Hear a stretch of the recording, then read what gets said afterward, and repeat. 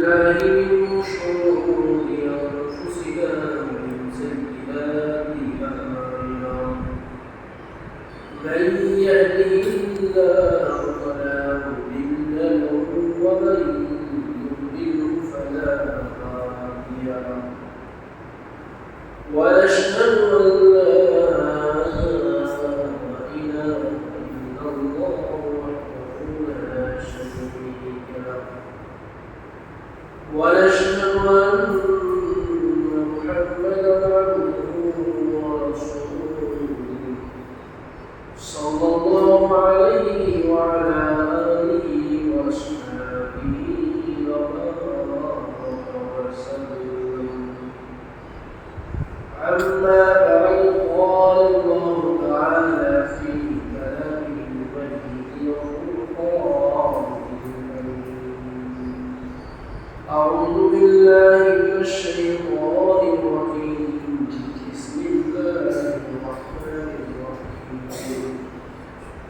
إن عدة الشهور عند الله 12 شهرا في كتاب الله يوم خلق السماوات والأرض منها أربعة حرم ذلك الدين القيم فلا تظلموا فيهن أنفسكم قاتلوا المشركين كافة كما يقاتلونكم كافة واعلموا أن الله مع المتقين. وقال رسول الله صلى الله عليه وسلم ما من أيام أحب إلى الله أن يتعبد له فيما من عشر ذي الحجة يعدل صيام كل يوم منها بصيام السنة وقيام كل ليلة منها بقيام ليلة القدر أو كما قال عليه الصلاة والسلام. وقال تعالى في شان محمد صلى الله عليه وسلم إن الله وملائكته يصلون على النبي يا أيها الذين آمنوا صلوا عليه وسلموا تسليما. شهد الشكر اللهم صل على محمد وعلى آل محمد كما صليت على إبراهيم وعلى آل إبراهيم إنك حميد مجيد. اللهم بارك على محمد وعلى آل محمد كما باركت على إبراهيم وعلى آل إبراهيم إنك حميد مجيد. আলহামদুলিল্লাহ সমস্ত তারিফ মহান আলামিনের জন্য যেই মহান রব্বুল আলামিন আমাদেরকে আল্লাহ তাআলা জুমার নামাজ আদায়ের জন্য মসজিদে মেহমান বানিয়েছেন। এই জন্য সেই আল্লাহ পাকের দরবারে লাখো কোটি শুকরিয়া জ্ঞাপন করি। সকলেই বলি আলহামদুলিল্লাহ। আলহামদুলিল্লাহ। জিলহজ মাস সামনের মাস, আরবি মাসের মধ্যে শেষ মাস। মহরম থেকে শুরু হয়ে জিলহজ, এই মাস আরবিতে শেষ, মহরম মাস শুরু। আল্লাহ তাআলা কুরআন কারীমের মধ্যে চারটা মাসকে সম্মানিত করেছেন। সূরা তাওবার মধ্যে আল্লাহ তাআলা বলেন إن عدة الشهور عند الله 12 شهرا في كتاب الله يوم خلق السماوات والأرض منها أربعة حرم। দুনিয়ার সৃষ্টি লগ্ন থেকেই আল্লাহ তাআলা এই চারটি মাসকে সম্মান দান করেছেন। তার মধ্যে একাধারে তিনটা মাস থাকে, জিলকদ, জিলহজ এবং মুহররম, আর একটা মাস রজব মাস, এটা শাবান মাসের পূর্ণ মাস। তো এই চারটা মাসকে আল্লাহ তাআলা অনেক সম্মান দান করেছেন। এই চারটা মাসের মধ্যে যুদ্ধ বিগ্রহ সবকিছু বন্ধ থাকতো। ওই চারটা মাসের মধ্যে আরেকটা মাস আছে তার থেকেও দামি। চারটা মাসের মধ্যে একটা মাস আছে আরো দামি, যে মাসটা আমাদের সামনে, জিলহিজ্জা, আরবিতে বলা হয় জিলহিজ্জা, যেটাকে আমরা জিলহজ বলেও জানি। এই 4 মাসের মধ্যে জিলহজ মাস আরো বেশি দামি। এই জিলহজ মাস সম্পর্কে আল্লাহ তাআলা সূরা ফাজরের কয়েকটি আয়াতের মধ্যে বলেন, ওয়াল ফাজরি ওয়া লায়ালিন আশর ওয়াশ শাফঈ ওয়াল ওয়াতর। আল্লাহ তাআলা বলেন, শপথ ফজরের এবং 10 রাতে এবং জোর এবং বেজোর রাতে এবং শপথ রাতের যখন তার অবসান হবে। আল্লাহ তাআলা জোর, বেজোর এবং 10 রাতের কসম দিয়েছেন। ওয়াল ফাজর, ফজরের কসম। তাফসীর ইবনে কাসির মধ্যে এই সূরা ফাজরের এই আয়াতের ব্যাখ্যা এভাবে বলেন, ওয়াল ফাজর, এটা কোন ফজর? বলা হয়েছে জিলহজ মাসের 10 তারিখের ফজরের কথা বলা হয়েছে। ওয়া লায়ালিন আশর, 10 রাত, এটা কোন রাত? এই 10 রাত কোন রাত? জিলহজ মাসের প্রথম 10 রাতের কথা বলা হয়েছে। ওয়াশ শাফঈ ওয়াল ওয়াতর, জোর এবং বেজোর, জোর এবং বেজোরের কসম। জোর বলা হয় জিলহজ মাসের 10 তারিখের দিনকে বলা হয়, অর্থাৎ কুরবানির দিন, এবং বেজোরকে বলা হয় নবম দিন, জিলহজ মাসের 9 তারিখ আরাফাত দিবসের দিন বলা হয়। তাহলে আল্লাহ তাআলা যে আয়াতে কুরআন দ্বারা কসম করে কিছু একটা বলতে চাচ্ছেন, পরবর্তী আয়াতের অংশগুলো আল্লাহ যা বলবেন ওই বলার পূর্বে আল্লাহ তাআলা ফজরের কসম করে বললেন, 10 রাতের কসম করে বললেন, জোর এবং বেজোর রাতের দিনের কসম করে বললেন। যেই দিন, যেই রাত উনার উদ্দেশ্য করে আল্লাহ তাআলা এই কসম গুলা করলেন, তাহলে আমাদের বুঝে নেওয়া উচিত সেই দিন, সেই রাতের কত দামি, কত মূল্যায়ন আল্লাহ তাআলার নিকট আছে।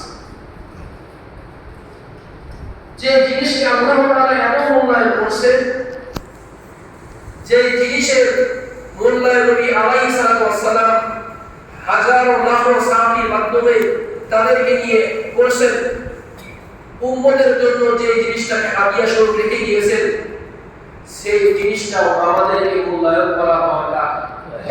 কি বলেন আপনারা? ঠিক। সেই জিনিসটাও আমাদের মূল্যায়ন করা দরকার। নবী করিম সাল্লাল্লাহু আলাইহি ওয়াসাল্লাম তিরমিজি শরীফের হাদিসের মধ্যে নিয়ে আসছেন, মা মিন আইয়ামিন আহাব্বু ইলাল্লাহ আন ইউ'আব্বাদা লাহু ফীহা মিন আশরি যিলহিজ্জাহ। আল্লাহ তাআলার কাছে এমন কোন আমল নাই যে জিলহজ মাসের 10 তারিখের আমল থেকে বেশি প্রিয়। অর্থাৎ জিলহজ মাসের প্রথম 10 দিনের আমল আল্লাহ তাআলার কাছে এত প্রিয়, এত ভালো লাগে, এত মহব্বতের, যা অন্য কোন দিনের আমল আল্লাহ তাআলার কাছে পছন্দ নয়। এটা কেমন প্রিয়, কেমন মহব্বতের? আল্লাহ তাআলা তার কত দিয়েছেন, পরবর্তী অংশ বলেন রাসূল সাল্লাল্লাহু আলাইহি ওয়াসাল্লাম, ইয়াদিলু সিয়ামু কুল্লি ইয়াউমিন মিনহা বিসিয়ামি সালাহ তার প্রত্যেকটা দিনের রোজা, প্রত্যেকটা দিনের সিয়াম 1 বছর রোজার সমতুল্য সওয়াব। সুবহানাল্লাহ। প্রত্যেক দিনের রোজা 1 বছর রোজার সমতুল্য সওয়াব। তাহলে যদি আপনি 1 থেকে 9 দিন রোজা রাখেন, 9 বছর ইবাদত করলে যে সওয়াব হয়, আপনার আমলনামায় সেই সওয়াব লেখা হবে। সুবহানাল্লাহ। শুধু তাই নয়, আল্লাহর রাসূল বলেন ওয়াকিয়ামি কুল্লি লাইলিন মিনহা বিকিয়ামি লাইলাতিল কদর, এবং এক একটা রাতের ইবাদত এত সওয়াব রাখে, লাইলাতুল কদর রাতে ইবাদত করলে যে সওয়াব আপনার আমলনামায় আল্লাহ তাআলা সেই সওয়াব দেবে। সুবহানাল্লাহ। দেখেন তো, লাইলাতুল কদরের একে তো নির্দিষ্ট কোনো দিন নাই, আমরা জানি না কোন দিন লাইলাতুল কদর, কিন্তু জিলহজ মাসের 10টা রাত যদি ইবাদত করা যায়, নির্দিষ্ট হয়ে গেছে এই 10 রাত, জিলহজ মাসের এই 10 রাত ইবাদত করবা, তো তোমার আমলনামায় লাইলাতুল কদরের সওয়াব হবে। সুবহানাল্লাহ। নির্দিষ্ট হয়ে গেছে। তো লাইলাতুল কদরের সওয়াবটা আমরা জানি যে 1000 মাস ইবাদত করলে যে সওয়াব, 1 রাত ইবাদত করলে সেই সওয়াব আমলনামায় লেখা হয়। তাহলে 1000 মাস দেখার যদি 9টা বা 10টা রাত ইবাদত করা হয়, 10,000 মাস ইবাদত করলে যে সওয়াব আপনার আমার আমলনামায় সেই সওয়াব লেখা হবে। সুবহানাল্লাহ। এখন বলেন এই দুইটা কথার দ্বারা আল্লাহ তাআলার কাছে এই 10টা রাত বা 10টা দিন কত প্রিয় একটা অনুভব করা যায়। আল্লাহ তাআলা তো বলছে যে আমার কাছে এই 10টা দিন এত প্রিয় যা সারা বছরে আর কোনো দিন নাই, তোমরা আমল করলে আমি তোমাদের প্রত্যেক রোজার বিনিময়ে 1 বছর রোজার সমতুল্য সওয়াব দান করব, প্রত্যেক রাতে ইবাদত করলে আমি তোমাদের লাইলাতুল কদরের সওয়াব দান করব। সুবহানাল্লাহ। তাহলে এমনি বোঝা যায় এই রাত্র, এই দিনগুলা আল্লাহ তাআলার কাছে কত প্রিয়, কত মহব্বতের। বিশেষ করে আরাফাত দিবসের রোজা, জিলহজ মাসের 9 তারিখে রোজার ব্যাপারে আরো গুরুত্ব আরোপ করা হয়েছে। জিলহজ মাসের 9 তারিখ অর্থাৎ ঈদের আগের দিন, ঈদের আগের দিনে যে রোজাটা, এটার ব্যাপারে আল্লাহ নবী বলেন صيام يوم عرفة أحتسب على الله أن يكفر السنة التي قبله والسنة التي بعده। আরাফাত দিবস রোজা সম্পর্কে আমি নবী আল্লাহ তাআলার দরবারে আশা রাখি। আরাফাত দিবস রোজার ব্যাপারে আমি আল্লাহ তাআলার দরবারে আশা রাখি যে আল্লাহ তাআলা পূর্বের 1 বছর এবং পরবর্তী 1 বছরের, অর্থাৎ আমার জীবনের সামনে যে গুনাহ হবে, আমি আজকের থেকে সামনে যে গুনাহ করব, আগে যে 1 বছর গুনাহ করেছি, এই 2 বছরের গুনাহ আল্লাহ মাফ করে দেন। সুবহানাল্লাহ। তো আল্লাহ তাআলা সামনে যে মাসটা আসতেছে, এই মাসে আল্লাহ তাআলা আমাদেরকে এই অফার দিয়ে রাখছেন, এই অফারগুলো আমাদের জন্য দিয়ে রাখছেন যে আমার বান্দা যেন এই অফারগুলো কাজে লাগায়। তো আমি আপনি যদি সামনে এই মাসের 10টা দিনকে কাজে লাগাইতে পারি, ফালা তাযলিমু ফীহিন্না আনফুসাকুম, আয়াতের শেষের অংশ বলে ফালা তাযলিমু ফীহিন্না আনফুসাকুম, যে তোমরা এই মাসগুলোতে নিজের উপর জুলুম করো না, নিজের নফসের উপর জুলুম করো না। নিজের উপর জুলুম করার মানে অর্থাৎ এই মাসগুলোতে কোনো গুনাহের দিকে তোমরা যায় না। 4টা মাস, জিলহজ, জিলহজ, মুহররম, রজব, 4টা মাস সম্মানিত। এই সম্মানিত মাসের মধ্যে তোমরা নিজেদের উপরে কোনো জুলুম করো না, কোনো গুনাহের দিকে হাত বাড়িও না, পা ফেলো না। এই 4টা মাসের মধ্যে আমার সবচেয়ে সম্মানিত মাস জিলহজ মাস। এই জিলহজ মাসের মধ্যে সবচেয়ে গুরুত্বপূর্ণ দিন হচ্ছে এই প্রথম 10 দিন। এই প্রথম 10 দিন আল্লাহ তাআলার কাছে অনেক প্রিয়, অনেক মহব্বতের। এজন্য এই দিনগুলোতে আমরা কোনো গুনাহের দিকে লিপ্ত হব না। গান বাজনা শোনা থেকে বেঁচে থাকবো, মিথ্যা চগলখড়ি থেকে বেঁচে থাকবো, হিংসা বিদ্বেষ থেকে বেঁচে থাকবো, অহংকার থেকে বেঁচে থাকবো, হত্যা খুন খারাপ থেকে বেঁচে থাকবো। কেন বাঁচতে? নিজের উপর জুলুম করা, গুনাহ করলে আমি নিজের উপর জুলুম করলাম কেন?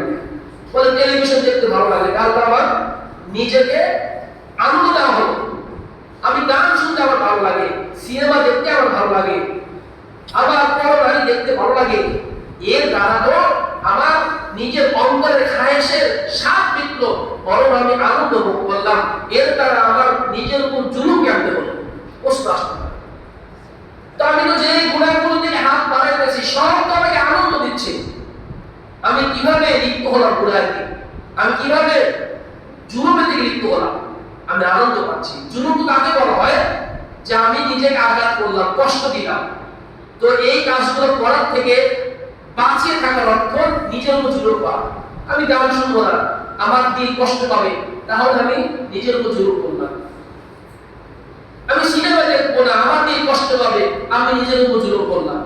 আমি অন্য নারীকে দেখবো না, আমার দিল কষ্ট পাবে, তাহলে আমি নিজের উপর জুলুম করলাম।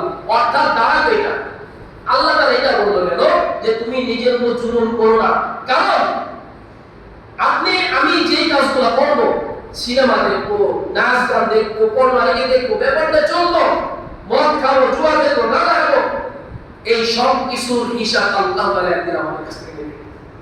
এই সব কিছু হিসাব আল্লাহ তাআলা নেবেন এবং এই হিসাব দেওয়ার পরে আমাদেরকে চিরস্থায়ী জাহান্নামে ফেলে দেবেন। ওই জাহান্নামের আগুনে জ্বলা এই সমস্ত আরামের থেকে অনেক বেশি কঠিন, অনেক বেশি কঠিন, অনেক বেশি কঠিন। কত বেশি কঠিন হবে? বলে দুনিয়ার আগুন তো সাধারণ আগুন, এই আগুনের একটু পানি দিলে নিভে যায়, এটা তো সাধারণ আগুন। এই আগুনের 40,000 গুণ বেশি জাহান্নামের আগুনের উত্তপ্ততা। এই আগুনের থেকে বেশি জাহান্নামের আগুন কত বেশি উত্তপ্ত? 40,000 গুণ বেশি। তো তুমি অল্প কিছু আনন্দ নিজের অন্তরকে দেওয়ার কারণে তোমার নিজের উপর কত বেশি জুলুম করতেছো? বলে কোটি কোটি কোটি কোটি বছরের জিন্দেগি তোমার নফসের উপর জুলুম করতেছে। আনন্দ পেয়েছে 1 সেকেন্ড, 10 সেকেন্ড, 10 মিনিট, 10 থেকে আধা ঘন্টা, এতটুকু তোমার আনন্দের কারণে তোমার নফসকে তুমি কোটি কোটি জিন্দেগি বছরের জন্য জাহান্নামে আগুনে ফেলে দিবে। এইটা হচ্ছে আসল জুলুম, এটাই হচ্ছে আসল জুলুম। তুমি তোমার নিজের উপরে জুলুম করো না, তোমার নিজের থেকে তুমি তোমার নিজেকে বাঁচাও। এজন্য আল্লাহ তাআলা অন্য আয়াতে বলেন, ইয়া আইয়ুহাল্লাযীনা আমানু কু আনফুসাকুম ওয়া আহলিকুম নার। হে ঈমানদারগণ, কাফেরদেরকে বলে নাই, কোন কাফেরকে বলে নাই, বলছে যারা ঈমানওয়ালা, যারা আল্লাহকে মানে, আল্লাহকে চেনে, যারা আল্লাহর জন্যই দুনিয়া আসছেন, আল্লাহ তাদেরকে বলতেছেন ইয়া আইয়ুহাল্লাযীনা আমানু কু আনফুসাকুম ওয়া আহলিকুম নার। হে মুমিনগণ, হে ঈমানওয়ালারা, তুমি তোমাকে বাঁচাও, তোমার আহলদেরকে বাঁচাও। আহলিকুম নার, আগুন থেকে বাঁচাও। তোমার পরিবারকে বাঁচাও, তুমি নিজে বাঁচো। ওয়াকুদুহান নাস ওয়াল হিজারা, ওয়াকুদুহান নাস ওয়াল হিজারা, ওয়াকুদুহান নাস ওয়াল হিজারা। মনে রাখবা, যেই জাহান্নামের খড়ি হবে তুমি মানুষ এবং পাথর। আল্লাহ, ওই জাহান্নাম থেকে তুমি বাঁচো, তোমার পরিবারদেরকে বাঁচাও। তো আল্লাহ তাআলা আমাদেরকে আগেই মেসেজ দিয়ে রাখছেন যে তুমি তোমার নিজেকে বাঁচানোর নাই, জুলুম থেকে নিজে বাঁচাও। জুলুম থেকে বাঁচা অর্থাৎ গুনাহ থেকে বাঁচো। তুমি গুনাহ থেকে বাঁচলে তো তোমার নফসকে, তোমার দেহকে সমস্ত জুলুম থেকে বাঁচায় না। আল্লাহ তাআলা সূরা হজের মধ্যে বলেন, ফি আইয়ামিন মা'লুমাত আলা মা রাযাকাহুম মিন বাহিমাতিল আনআম। ফি আইয়ামিন মা'লুমাত আলা মা রাযাকাহুম মিন বাহিমাতিল আনআম ওয়া ইয়াযকুরুল্লাহ। আল্লাহ, এই 10টা দিন আমরা কি করব?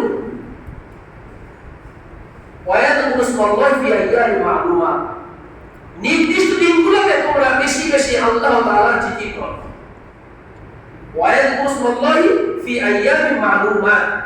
এই নির্দিষ্ট দিন 10টা দিন নির্দিষ্ট করা হয়েছে, রোজা রাখতে বলা হয়েছে, রাতে ইবাদত করতে বলা হয়েছে।